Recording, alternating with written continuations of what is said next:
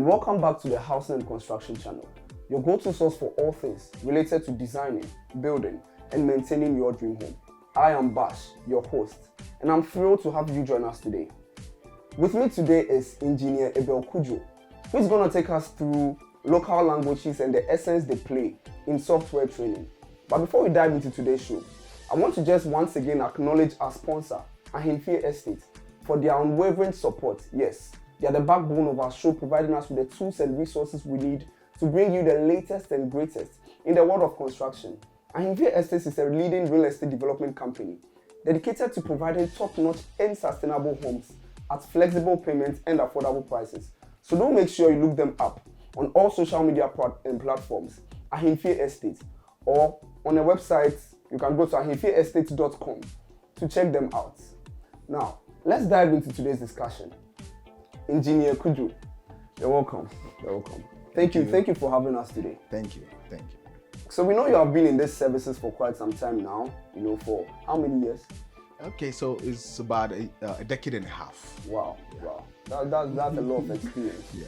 So can you tell us, what you do, what services you provide? Okay, so we are Cab Royale Limited, and Cab Royale, we are an Autodesk authorized training and certification center. Our core job is into skills development and technology training. So that is what we've been up to, and we train all professionals in the architecture, engineering, and the construction industry. Okay. Yeah, I mean with modern skills or with modern technology. Okay. That's what you. So with all professionals, yes, regardless of whether they are students, whether they are practicing, all professionals in general. Exactly, because it starts from the students. Okay. And we've had this kind of wide range of training strategy from students level to professionals in the industry as well. And then if I will talk about the students a bit, we I think for about 4 years continuously we had this what we call academic partnership program, where we trained.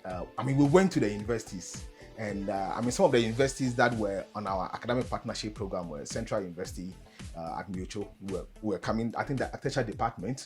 We also went to Kumasi Technical University, Cape Coast Technical University, Takoradi Technical University. So these were the 4 universities which, we saw the need to get the technology to the students, before they come out. And we piloted it for about 5 years on these 4 campuses of the universities. So we've been doing that. For professionals in the industry, we've been getting them through their professional bodies.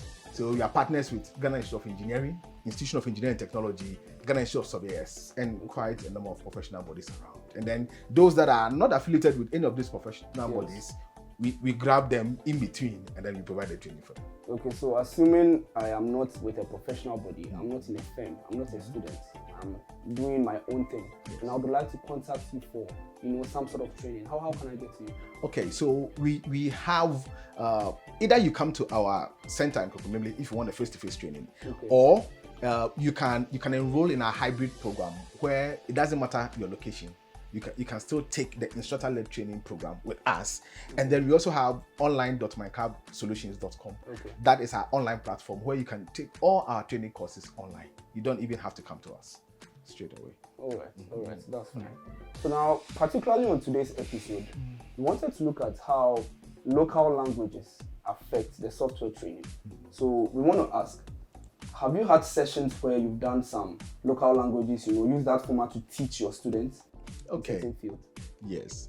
So thanks for asking that question. You see, for this number of years that we've been providing the training for professionals, we have this research and development unit that does the research for us. So when we after our training, there is evaluation that is done, and we also test the effectiveness of our training after every training session.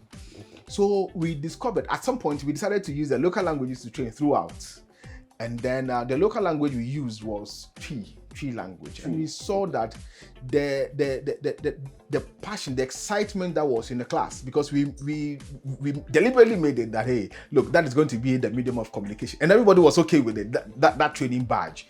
and then we used the tree language throughout. Then we saw the excitement level in the class. Improvements. The improvement it was just drastic. Look, and they felt comfortable asking any question, because sometimes the expression of oneself becomes a challenge. You get it? And then some of the things, some of the jargons in the English language, we can just mention it, you don't understand it, and then you're okay with it. For example, when you're teaching a course like Revit, and you say Revit has bi-directional associativity. Big English. What does it mean? It simply means it simply means that what happens at one place automatically takes effect everywhere. If I'm using tree, simple. You just narrate it, and then that's all. You get it? And so the excitement in the class was just the improvement. Their contributions were so effective. In fact, because of that, we decided to convert most of our language. To train some of our online products in the tree language. So we came up with AutoCAD in Tree. Recently, we launched that, and we have plans of doing that in. So you have the software in Tree. Yes. Okay. So yes. So we did that. We did the AutoCAD, the training, the online training package, session. The training session. Yes. Because you see, for you to get the software interface designed with the local language, it will be too expensive. You get it? Some of the advanced countries like China, Japan, they engage Autodesk, and then they're able to transform the entire interface and everything to that. They can afford. But for us, we can use the local language as a medium of communication and explanation to the people. But do you think, transforming the interface into a local language would be of help? Because it's not a bad idea at all. Yes. What do you think? Yeah, it will not be a bad idea. The only challenge with that is that, you see, when you come into collaboration, with other people, then the language becomes an issue. Do you get it? So, for example, now with the introduction of modern technologies like BIM, one of the things that make BIM to stand out is collaboration. What okay, so BIM is building information modeling. Information modeling. In fact, it is the latest kind of technology that we have in our industry. You get it? And it is where you can actually create a virtual reality of the main building you are going to be built. So it's like you're creating a twin of your final building digitally on your computer, and it has the same physical and functional capabilities, just as what you are going to build on the ground. So that when you put your digital project into any kind of situation, you can have that physical appreciation of that. You get it? So we call that building information modeling. So that's the latest technology, and on that platform, collaboration is key. So you can have an architect somewhere, let's say in the United States, have your interior designer in South Africa, have your structural engineer in Ghana, and you get it? And they can all work on that single platform. So if my interface is tree, collaborating becomes an issue. Do you get it? And then also, not all the local language or the tree session that we have now, those who can speak tree are comfortable. But in Ghana here, we have several official languages, about 9 of them. And then there are others who also cannot speak the tree. I mean, some can speak, but they can't write. But they can't write it. And there are some terms in the tree that pertains to building that I tell you, a lot of builders don't even have an idea about it. So during our research, we came across words like kanko. Kanko means circle. Circle? Yes. And so then during my training, I tell you, okay, so pick the circle, the AutoCAD, or pick the circle command. And so how am I going to put it? So for kanko, you see, you get it? And then the people will be there. They can speak tree, but they don't know what kanko is. You get it? And so if you want to go strictly by the technical usage of the tree language, it will need education from across board. The instructors or the lecturers, and then also the students that are coming. But for starters, we can use the tree language as a medium of communication. You get it? But not necessarily going strictly with the technical terms so that people will be confused. They get it. And even before we dive into the technicality, you mentioned something regarding people getting comfortable with the local language. Yes. So is there a specific target group or a specific people, that at that point in time you were teaching and then they started getting, so at least we know the target audience, maybe they are out there, they don't know that, they can actually be, you can be of good help to them. Is there specific people? Okay, so when you're looking at those who got excited about the tree language, it was, in fact, everybody that, in fact, even during our language, like during our training sessions, and if you kind of move into the local language, everybody feels at ease. But you see, the training, the professionals in our industry, they are at various levels. So if you look at the architects, if you look at the structure, if you take the architects or the engineers, the MEP, like the building services engineers and all they appears to be at the top. But when you come down, the technicians, the car technicians, the draftsmen, okay, those artisans, when they come in for training, they are very comfortable. For them, even the English becomes a nuisance to them, because for some of them, they had their training throughout with the local language. But for the professionals, for them, they went through the total English training. And even for them, when you move into the local language, they feel at home. They feel at home, and it's about understanding. And so everything goes down well with them. But for us, our skills training cuts across, because you see, when architects come to us for training, we don't teach them architecture. We teach them how to use the software to maximize or to increase productivity, to reduce cost, to be effective. Do you get it? So that is what we teach them. When structural engineers come here, we don't teach them structural engineering. We teach them how they can leverage their work with modern CAD and BIM technology. So that's how the whole thing goes. But when you have, let's say, a layperson or anybody coming through who is not yet established, let's say a particular area of trade as their profession, and maybe somebody walks in and said, "Oh, I want to be trained as a draftsman." Do you get it? And maybe the person has gone through maybe that kind of manual training from some of these drawing studios and want to learn some of this CAD and BIM technology. Now we can bring those people in, and then for them, if the English is becoming a challenge for them, what? Just use a local language, and that is actually going to that helps them a lot. In this new intervention, in these endeavors, working with various professionals from different fields, having peculiar work. Have you come across or experienced any shortfalls, any shortcomings, any challenges, in this new? For the professionals, or let's say for those that we train in general, the major challenge that we face in the industry is resistance to change. Okay. A lot of people don't want to change. In fact, we are, if you look at the stage we are in now, we have been here before, but let me explain a bit. When you take from the 80s, okay, getting to the 90s, we had a kind of technology migration.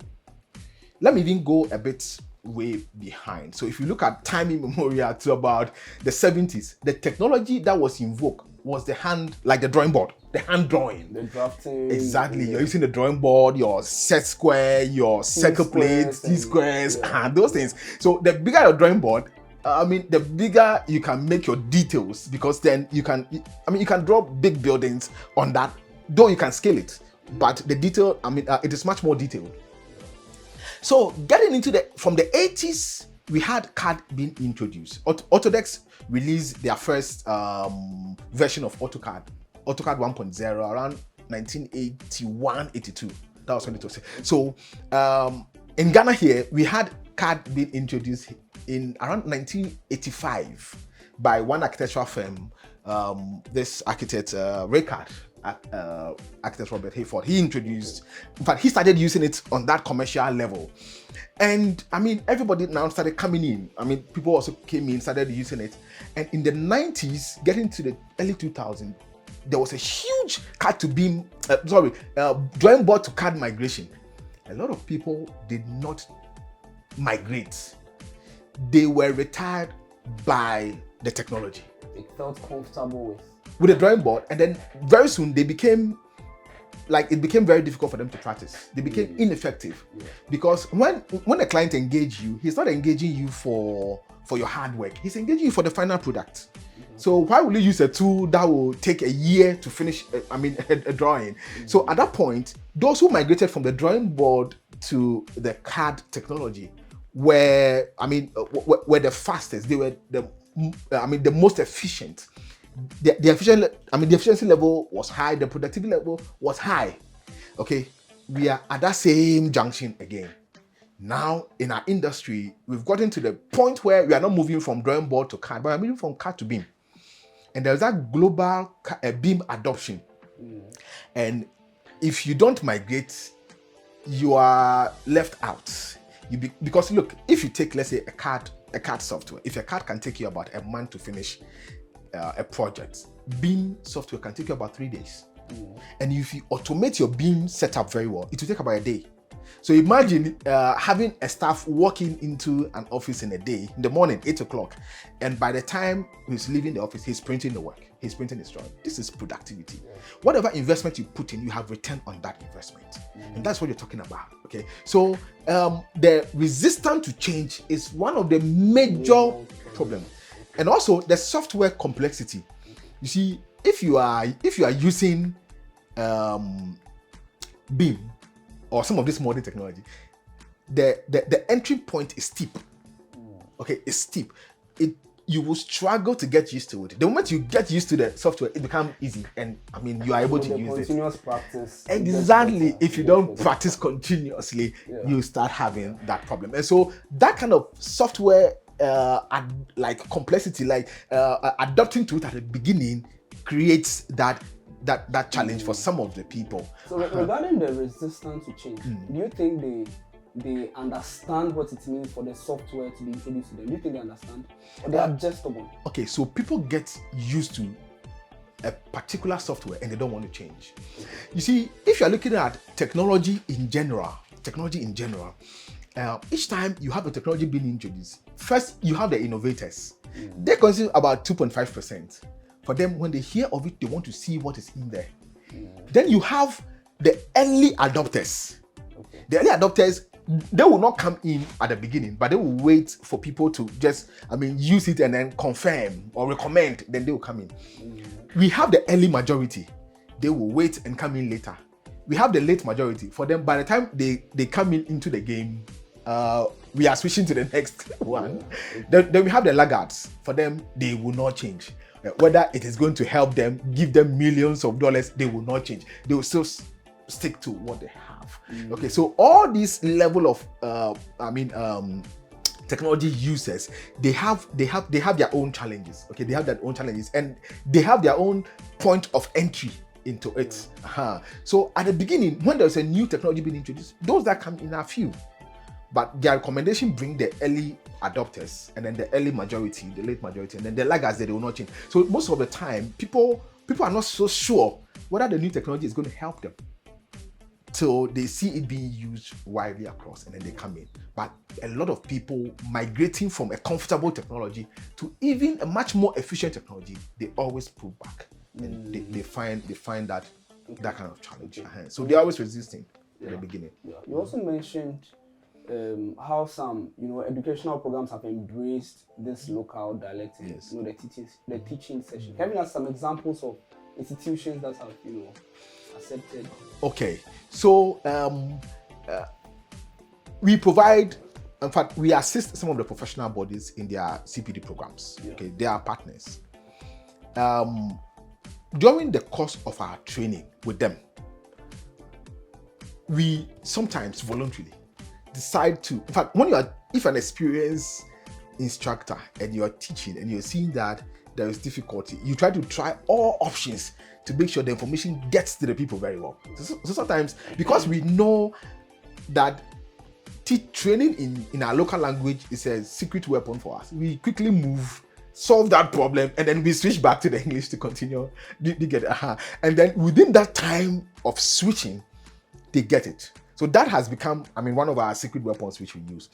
And when we got to the universities also, and we're providing the training, that one, because it was a skills training, we detected the terms on what to do, because our focus was not to go by a certain curriculum, but to impart that industry skills to the students. So we used whatever tools that were available to us to provide that. So, but in our center, we have tried it. We now want to pilot it over a certain period and see how we can expand it so that people can walk into local sessions. Yeah. I mean, if you feel like when you come, we'll let you fill on our forms. Do you want the training in English, or you want it in Twi, or you want it in a local language? Do you get it? And I can tell you, we have not yet tried that one, but I can tell you, we are going to have a lot more people subscribing for the English because of what we have seen at our training center. Okay, so looking up ahead, you know, do you envision the future being brighter with these, local sessions and all? Because once you have, some people actually really enjoying it and some to, not really understanding and all. What can you say about the future? The future is bright, and we have a lot of people yearning for the inclusion of technology in their work.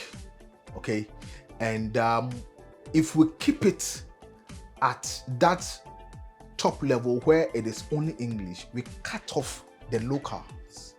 We cut off people who have, let's say, little education. We cut off people who cannot express themselves in the local language. We cut them off from the technology training, which we shouldn't do that. Okay. You get it? And so running that side by side will open the door and help those in that bracket to also have that opportunity to be trained in those skills. And for us, that will be a game changer. Look, there are a lot of people that can help. Look, we have trained masons to be draftsmen. The highest record we have here, the best record we have here, was to train an accountant to be a draftsman. Oh, really? Yeah. I had a friend who also had a nephew who had taken this DBS something in accounting, and he was at home. And he's a structural engineer. So he said, look, this my nephew is in the house doing nothing. Can you please help him? Because I want him to be helping me with the bending shadows and other stuff. We introduced that nephew to CAD. And then after about a month or two, the guy caught up with those skills. And then he said, look, please, can you help him with that architectural drafting? Those times we were providing training in architectural drafting. So we added that to him. And after 3 months, that accountant, I asked him, so are you going to go back? Are you going to go back to? I said, no. I like this. I like that aspect. So we're able to convert one person to that. Look, during the COVID, we that was where we tried some of our online capabilities. When we made our first online course, I tried it on my on my son. I tried it on him. We made all those programs, and I gave the content to him to watch without any live instruction. He was able to use the CAD software. Try it on me too. It's easy. In fact, we can get lay persons who come in, have no idea about it, and when you expose them, all they need is the desire, okay, and the willingness to switch. And the moment you do that, the passion alone forces them to stay on those software longer, and they get it. Yeah. The moment and that local language bit is actually changing the game. I have a desire. I'm willing. I'm ready. So try to. It didn't take much time. It didn't take time at all. Let's say maximum 3 months. It wouldn't even get to 100 days. And usually the challenge, if the person has no idea, then you have your foundation into that. Into the AEC sector will be for the person. Getting used to the particular sector you want to go to. If it's architecture, then that side has to be solidly grounded. Exactly. And then the technology there, you are just using computer to do it. Like the meaning of CAD. CAD means computer aided design. It's like it simply means using computer to draw, that's all, or to design.